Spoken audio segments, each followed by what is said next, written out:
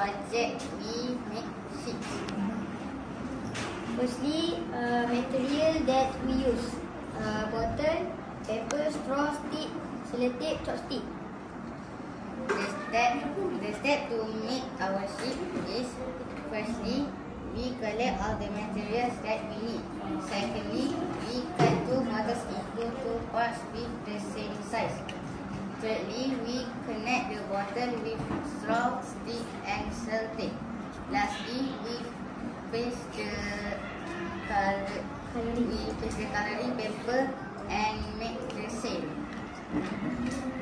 Challenge to make: to connect the straw to bottle.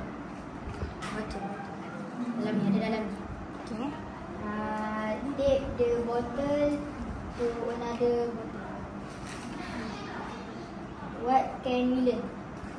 We can learn about teamwork. We have to recycle objects around us for their air. Kafah value. Allah. We know about Allah is the best creator.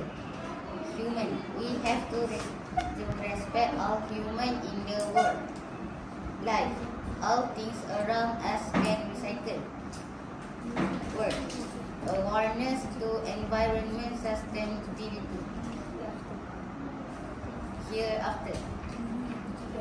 Get reward if do good to human and get things if do bad things. That's all from us.